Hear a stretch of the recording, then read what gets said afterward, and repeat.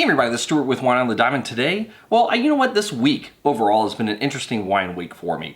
I've done a Sauvignon Blanc Rosé, and now I'm doing a White Malbec. That's right, a White Malbec. Let's take a look at this. This is the 2023 Trivento White Malbec from Argentina. It is, like I said, it's from Argentina. It is 11% alcohol by volume. And I saw this at the store, and at first I thought that someone had slipped me an edible because I've never heard of White Malbec. I've never seen White Malbec. And apparently the reason why is this is the first White Malbec.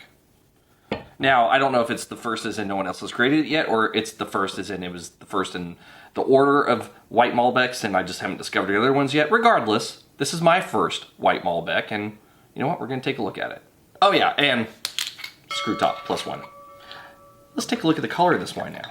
All right, from a color standpoint, I'm gonna say you're water white. You actually remind me of moonshine.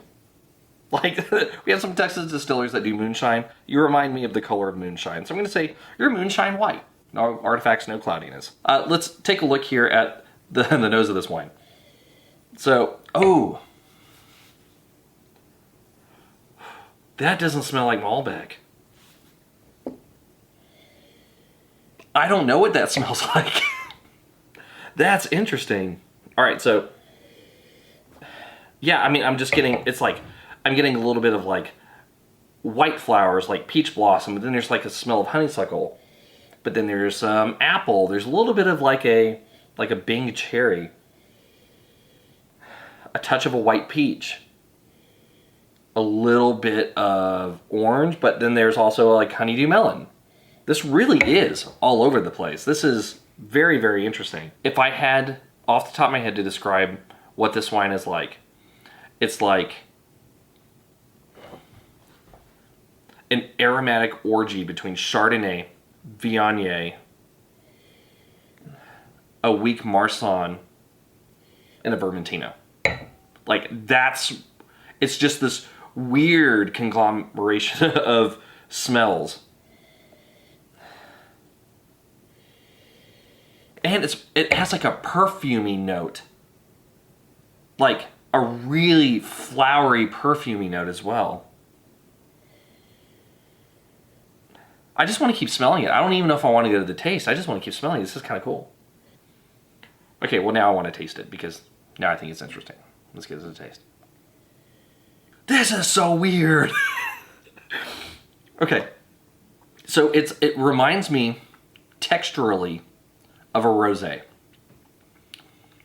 but there's no tannins.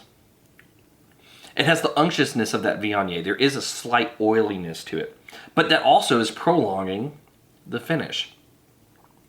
And the finish, so far, has been going on for a while. I'm just gonna cut ahead and tell you how long the finish goes for. All right, the finish goes on for over a minute. Wow. Wow, so long finish.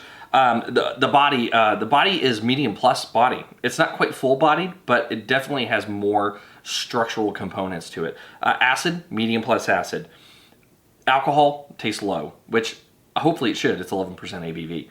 It's dry. It is just perfumey. Those flowers are there. This is a geek wine, man. This and that Sauvignon Blanc Rosé could be best friends. I have no clue what if you blended those together. If they'd be good, they probably wouldn't because they're very conflicting flavor profiles. But yeah, this is pretty interesting here. Anyway, with that being said, let's get to the blick. From a balance standpoint, full point. Now, like I said, you do have a little bit more body than I thought you would have, but you also have acid to support it. If it didn't have that acid, if it was weaker in the acid, then this would feel a little bit flabby on the palate, especially with that oiliness that you get on it. So I would say that it's good where it's at. If you're going to try other White Malbecs, which I don't know if there are others, to be quite honest, then I would also keep that in mind when trying the acid. If that unctuousness is part of what happens when you make a White Malbec, then it might be something to keep an eye on. You don't want the wine to feel a little flabby. Anyway, like I said, full point. Length, long finish, full point. Intensity. It's medium on the nose. The intensity is medium plus on the palate, so I'm going to give you half a point here.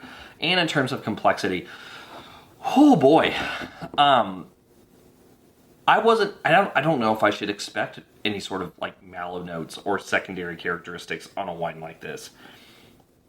I almost feel like doing that kind of obscures the concept of the white Malbec itself. Granted, it's not there. I don't expect tertiary. Dude, see, that it just like, you get so many weird things on the nose when you smell this. Like, not weird as in like they smell like funky, like an armpit or something, but like it's just like, okay, I got honeysuckle on that one. Now I'm getting honeydew on that one. There's the cherry. Like, it's almost like as you kind of swirl it around, different layers of it open up. Anyway, I got sidetracked by this wine. I'm going to give this wine 0.75 for complexity. So once you add everything up, this is a very good wine, just like the other wine that was kind of weird that I reviewed. Anyway, this has been Stuart with Wine on the Dime. If you liked today's review, please like, subscribe, and comment. Have you had the Trivento White Malbec? I'd be interested to know if you have. Leave a comment below, and I'll see you all again soon with another review from Wine on the Dime. I'm going to have to finish this glass and put this away while I edit it, because if I sit there and smell it and drink it, I'm going to be so distracted by this wine, I'm not actually going to get the editing done. This wine was $10. It's really cool. It might be the best $10 you spend all week.